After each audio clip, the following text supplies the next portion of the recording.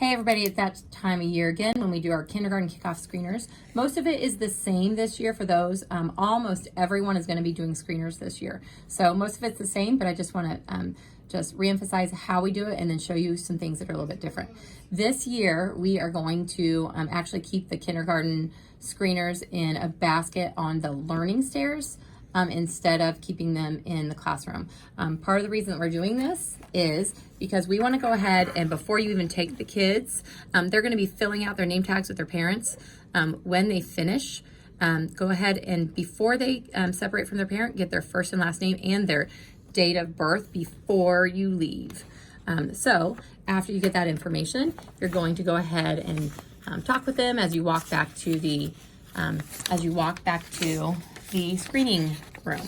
Okay, so just as we've done in the past, we are going to, this is your recording sheet. We're going to find out lowercase, uppercase letters, and sounds. So on top of that, we will finish up with number identification and then a quick reading assessment. And the reading assessment is just to see if they have any kind of a experience with reading.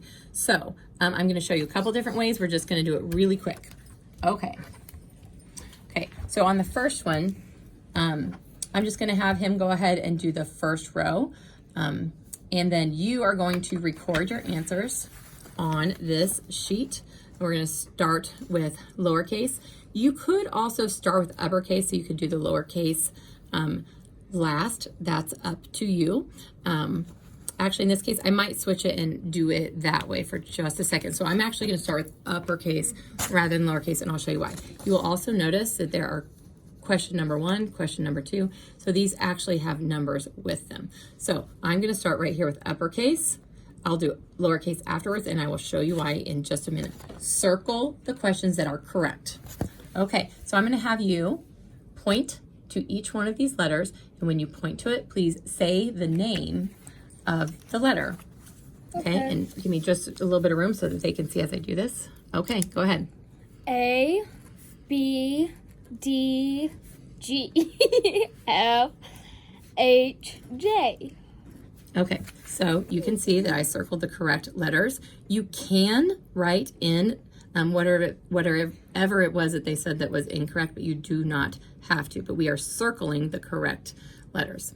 Okay, so then I'm going to go on and we're going to do lowercase. There are 2 different ways that we can do this. So I'm going to show you the first way first, and then I will change and do it the other way. You can choose which way you would like to do it. Okay, so my friend, again, we are actually going to start. You're going to point to the letter and you're going to tell me just the name of the letter. So this is right here. This is uppercase. Okay?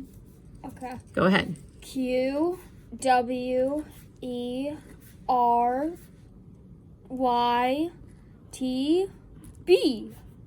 Okay, so just the same. Okay, so now I'm going to switch. I'm going to have another friend show me a different way that we could do the letter sounds.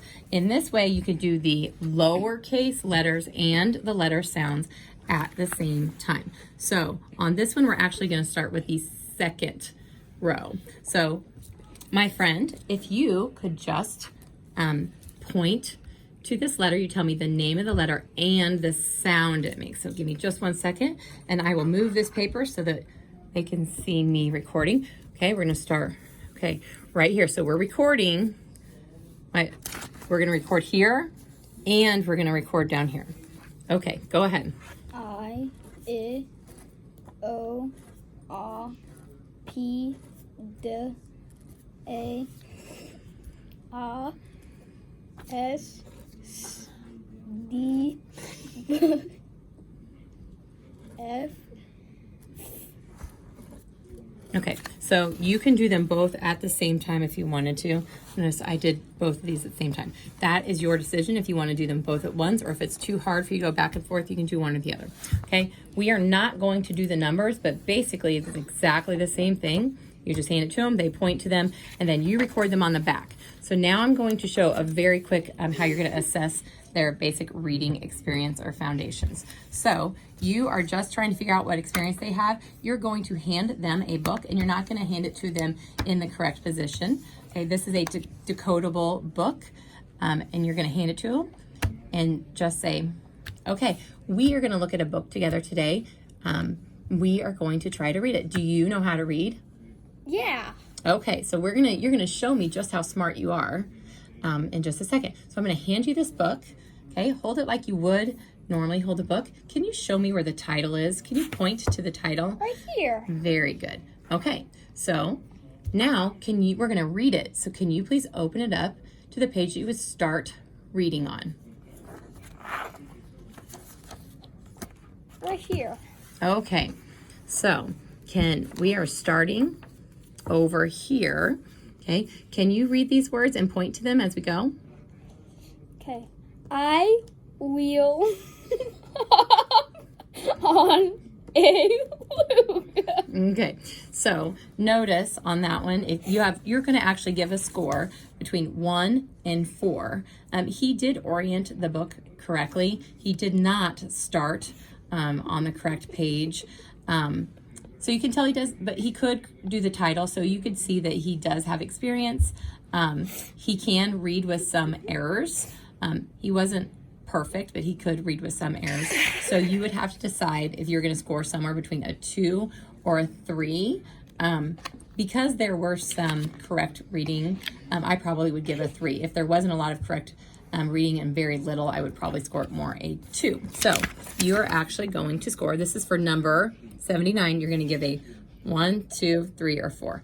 I would probably do a 3 on this one. Okay, in the end, after you've done this, you're going to be giving a behavior score. It's kind of a little bit different this year because we have date of birth mixed in with behavior. Please put any comments that go with the behavior next to it. We have poor behavior. This again is the one that kind of, it doesn't fit as well, but if it has a date of birth, March or later, we're gonna circle that there. Age appropriate behavior, and this one is like the really mature, high leadership qualities. So you're gonna give them behavior score. In the end, you are going to take all of your letter scores, okay? Obviously this has 26 letters, and 26 sounds. You're gonna count up how many they got correct in all out of their 26 over here. So let's just say that this one got 15, 13, and let's say 5. So then you would add those all up, okay? And that would be 33, I believe. And then you do the same thing with the numbers. It's out of 20. You're gonna add up how many they got correct, because on the front page, you're gonna have to look at, this is the ELA scores. How many points in all did they get? If they got 75 points or more, you're going to circle the 9. In this case, what did we get? 33.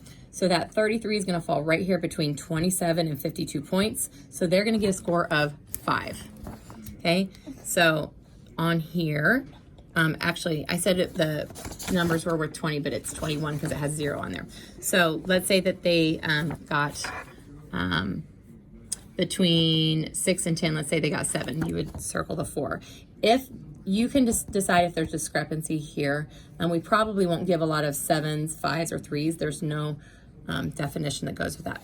You do not need to give a score here. Everybody will get a 1, okay? This is where you report your behavior scores right here. And then everybody's going to get a 1 on this one as well. So after you do that, you then just need to come over here and you'll see you do not need to fill in student ID. We will do that once we get their student ID, their MOSIS number. So then you can look, this is number 1. Did they get it correct or incorrect? Okay, and that goes all the way through to 78. You need to please go back and fill in on each one of those questions if they got it correct or incorrect. We're actually going to upload this into our new DNA system that goes with our FastBridge. It's all on the same platform, Illuminate. We're actually going to upload this in, and this is one of the assessments that will follow them. So if you will fill all of those in, that would be great. You also have a score of 1 to 4 here. That's your reading score. In addition, on this one, you have, this is the behavior score. So once you finish that, You can make sure you have the student name on it. If you want to, you can put your examiner name on here anywhere so that we can see who did it. And then you're just going to turn it back into your building basket. Thank you very much.